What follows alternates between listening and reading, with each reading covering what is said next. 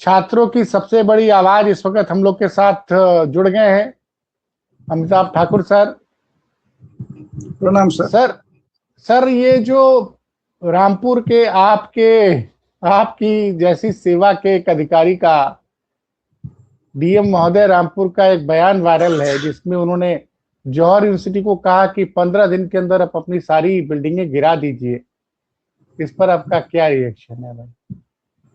मैं अभी मनीष जी की बातें सुन रहा था हाँ। और मुझे लगता है कि जो मैं कहना चाहता था या कहना चाहूंगा वो बातें इन्होंने बहुत ही सारगर्भित ढंग से बताई। मनीष जी इन्होंने सही कहा कि मतलब जो शिक्षा संबंधित विद्यालय हैं या स्थल हैं उनके संबंध में हम लोगों का अप्रोच रचनात्मक, सृजनात्मक और सकारात्मक होना चाहिए, क्योंकि वह किसी एक व्यक्ति की धरोहर नहीं है। कोई व्यक्ति अपने साथ लेके नहीं जाता है, ट्रस्ट है, सोसाइटी है। हम अगर हम लोग जो है जिस पर हम सभी नाज करते हैं, बनारस हिंदू यूनिवर्सिटी जिसको कहते हैं बीएचयू, तो उसको जिस व्यक्ति ने अथाह परिश्रम करके जिनका सृजन किया तो वह चले गए। उनकी अगर हमने बहुत दिया उनको, अगर बहुत दिया तो उनकी एक मूर्ति हमने बाहर लगा दी चौराहे पे। अब वो देख रहे हैं, उसको नहीं देख रहे हैं। इससे ज्यादा किसी को कुछ मिलता नहीं है। वो पूरी की पूरी बिल्डिंगें रह गई हैं। आप हम जाते हैं, हमारे पिता के पिता ने शिक्षा ली, अब हमारे पुत्र लिए, अगला third fourth generation fifth generation लेगा। तो हमें सकारात्मक दृष्टि से लेना चाहिए। अंग्रेजों ने भी देखा जाए, अंग्रेजों ने भी उन बिल्डिंगों को नहीं गिराया। उसमें भी कुछ मानक हो सकता है, कम रहे हों, ज्यादा रहे हों, मानकों को ठीक किया जा सकता है।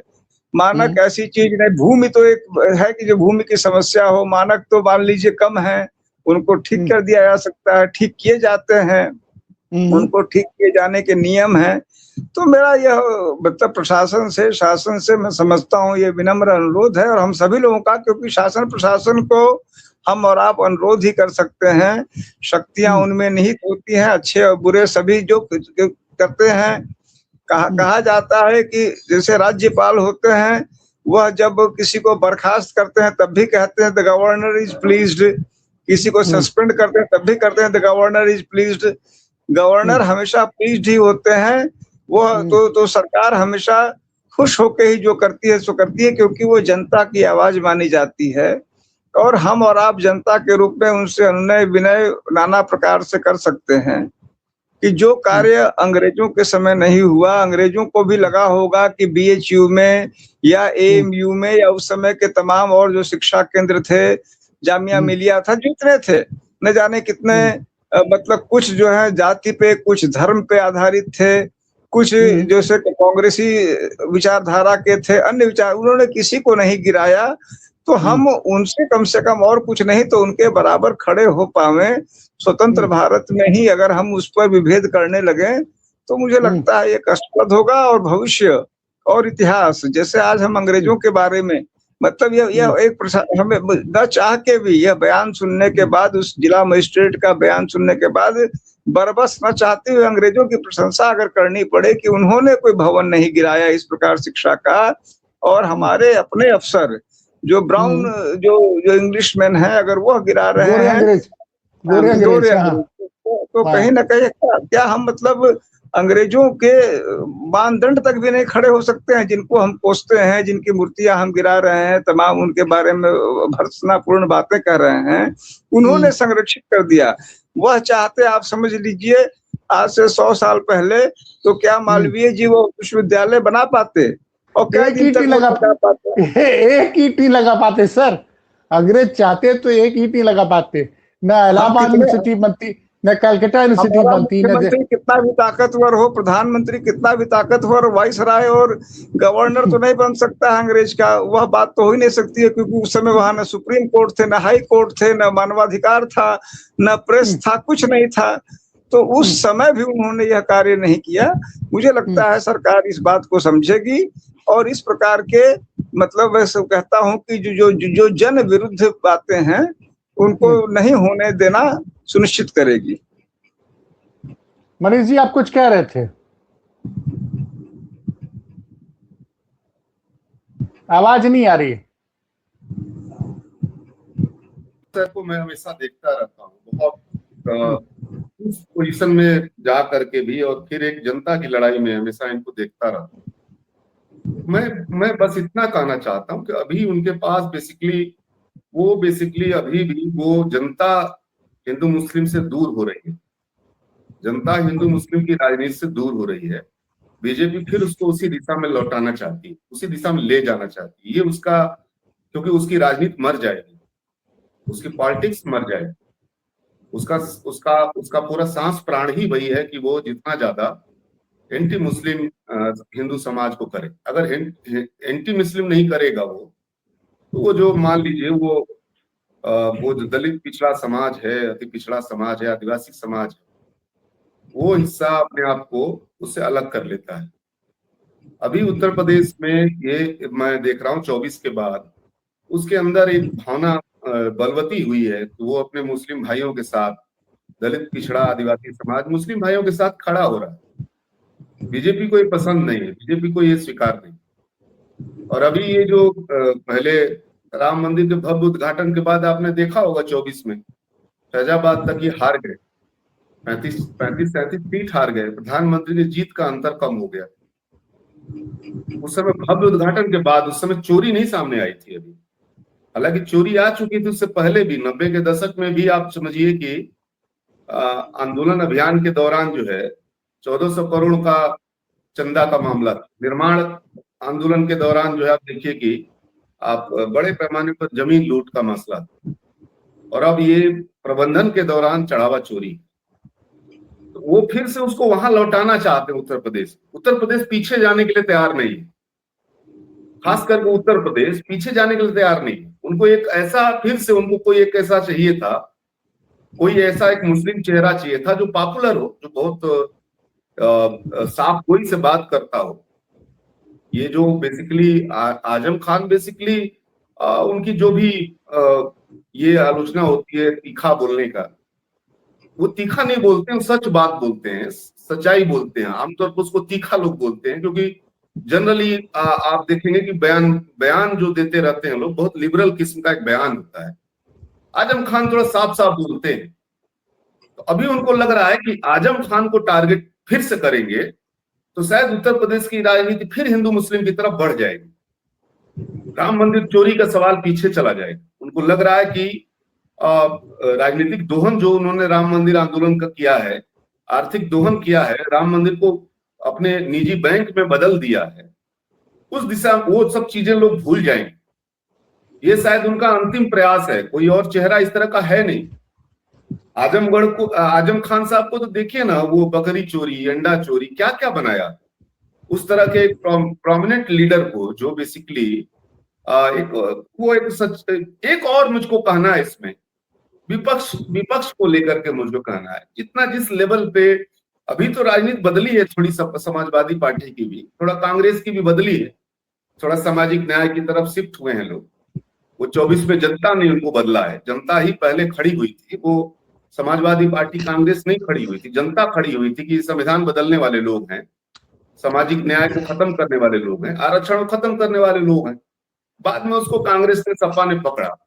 लेकिन अभी भी मैं देखता हूं, बीच में एक बहुत बड़ा आरोप था कि आजम खान के साथ उनकी पार्टी ही नहीं खड़ी है। आप समझिए इस बात को, ये कोई फर्जी इल्जाम नहीं है, ये वास्तविक इल्जाम। तो अभी जब ये राम वहां पे जो अगर आजम खान साहब को अगर टारगेट किया जा रहा है, तो अभी मेरा फिर कहना है आपसे कि अगर ये विपक्ष की भी परीक्षा है, विपक्ष की भी बहुत जबरदस्त परीक्षा है कि वो क्या राम पर चलो का नारा देने जा रहे हैं, क्या इसको आंदोलन का मुद्दा बनाने जा रहे हैं। यूनिवर्सिटी बचाओ का एजेंडा उनके केंद्र में है, शिक्षा बचाओ उनके केंद्र में है। क्या आजमगढ़ के आजम खान के नाम के चलते क्या वो भी पीछे हटने जा रहे हैं? क्या केवल एक्स पे ट्वीट करेंगे, क्या प्रेस वार्ता करेंगे, फेसबुक पे लिखेंगे, क्या इसको आंदोलन तक देने जा रहे हैं? ये थोड़ा देखना बाकी है। पिछले दौर में इनके ऊपर इल्जाम था कि ये लोगों ने, जब बीजेपी उतना गंदा अटैक कर रही थी आजम खान साहब पे, तब चौतरफा विपक्ष में चुप्पी थी। क्या अब जो उनकी बदली हुई राजनीति है, उस बदली हुई राजनीति में एक उनको समझ है क्या कि हिंदू मुस्लिम जनता के बीच में एकता बढ़ रही है?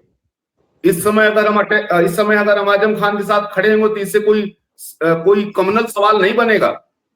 ये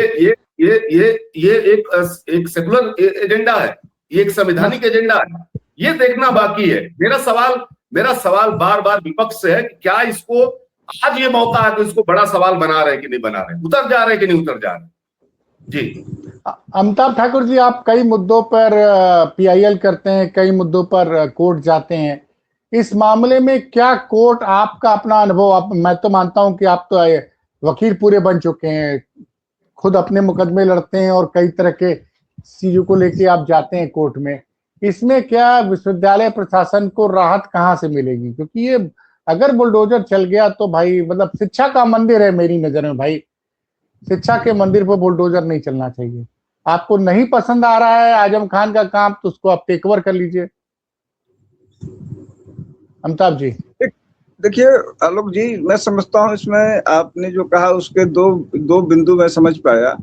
एक तो आपने अपनी भावना और एक प्रकार का अपनी टिप्पणी की, उससे मैं सहमत हूँ कि शिक्षा के मंदिर को किसी व्यक्ति विशेष से नहीं जोड़ा जाना चाहिए। वह शिक्षा मतलब लगभग सार्वभौमिक होती है। यहाँ तक कि धार्मिक शिक्षा केंद्र भी जो होते हैं उनमें भी धार्मिक भाव बहुत अल्प रह जाता है। तो गत्वा जो बहुआयामी शिक्षा है वही प्रमुख हो जाता है। एक तो यह बात ऐसी है जिसको कोई आदमी क्यों काटे और उसको क्यों गलत कहे। आपने बिल्कुल वाजिब बात कही। इसीलिए व्यक्ति विशेष से जोड़कर उस पर किसी प्रकार की भावना रखा जाना निश्चित रूप से समाज हित में नहीं होगा। दूसरा बिंदु आपने कहा कि इसमें उनको क्या लीगल रिलीफ मिल सकता है और क्या मिलना चाहिए। तो मुझे ऐसा लगता है कि जैसा अभी मान लीजिए मैं मनीष जी जो कह रहे थे, तो मनीष जी उसके एक आयाम पर कह रहे थे कि राजनीतिक दलों को राजनीतिक रूप से इसको जनता तक ले जाना चाहिए।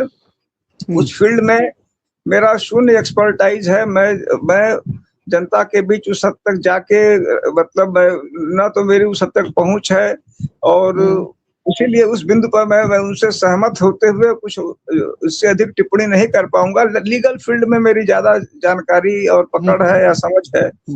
तो मैं ये कहना चाहूंगा कि उन्हें क्या रिलीफ मिलेगा इसको लेके तो मैं 100% मेरी जानकारी नहीं है, लेकिन इतनी मुझे कॉमन सेंस जरूर मेरी कहती है कि उन्हें सब कुछ छोड़ के तत्काल न्यायपालिका की ओर रश करना चाहिए, जाना चाहिए।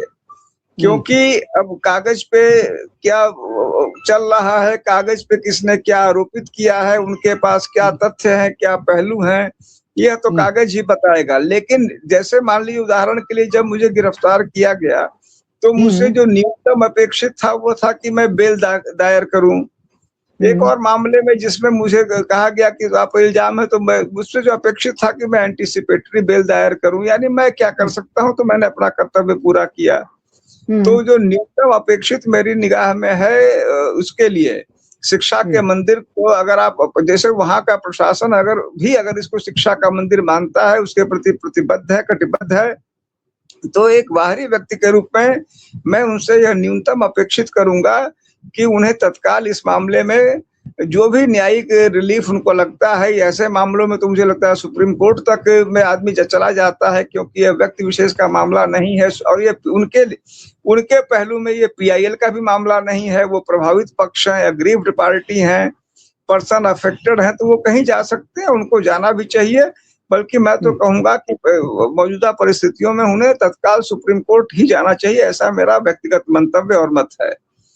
तीसरी बात आपने कही कि मैं करूं नहीं करूं, तीसरे व्यक्ति के मामले में कई सीमाएं आ जाती हैं। एक तो यह पूछा जाता है कि भाई जैसे मान लीजिए कि हाँ नहीं, एक तो मैंने सबसे बड़ी बात पूछी जाती है कि आप जिसके लिए आए हैं वो निरीह तो है नहीं। यह कहना कि ट्रस्ट निरीह है, एक विशाल का ट्रस्ट है, वह निरीह नहीं है। पब्लिक इंटरेस्ट लिटिगेशन जो मूल रूप से बनाया गया असहाय लोगों के लिए, निरीह लोगों के लिए जो स्वयं नहीं अप्रोच कर सकते हैं। तो एक इतना सार्वभौम इंस्टीट्यूशन निरीह क्यों और कैसे मान लिया जाए, तो एक वह प्रश्न कई बार आ जाता है। दूसरा प्रश्न तथ्यों की जानकारी का होता है कि क्या आरोप लगे। जैसे आप और हम और मनीष जी जो डिस्कस कर रहे हैं, हम लोग सबके बाद भी उसके मैं कहूंगा कि एक मोरल पहलू पर डिस्कस कर रहे हैं। उसके लीगल पहलू पर हम लोग टिप्पणी करने की स्थिति में इसीलिए नहीं है कि एग्जैक्टली क्या आरोप लगाया है, कितने सस्टेनेबल है, नहीं है। हम लोग ये कह रहे हैं कि अगर आरोप सस्टेनेबल भी हैं, अगर आरोप फैक्चुअल भी हैं और लीगली बन भी रहे हैं, तब भी न किया जाए, ये हमारा मानना है। हम उसके मोरल स्टैंड पे, उसके सोसाइटल स्टैंड पे कर रहे हैं। तो लॉ के स्टैंड पे कहाँ क्या खड़ा हो रहा है, मुझे लगता है यह मुझे, आपको या किसी थर्ड आदमी को बाहरी व्यक्ति के रूप में उतनी जानकारी नहीं है। अतः PIL उतनी आसानी से कोई चले जाएंगे, जा सकते हैं, जाना भी चाहिए। मैं भी कोशिश करूंगा कि तथ्य ज्ञात करूं, लेकिन सबसे पहले जिसका लोकस है, जिसका राइट है, उसको जाना चाहिए और तत्काल जाना चाहिए, ऐसा मेरा स्पष्ट मंतव्य है। चलिए सर, बड़ी सार्थक चर्चा रही। अब आप दोनों लोगों ने समय दिया, इसके लिए बहुत बहुत धन्यवाद। अमिताभ सर से 2-3 मुद्दों पे और बात करनी है, उस पर अलग से समय लिया जाएगा और उनसे फिर से बात की जाएगी। नमस्कार।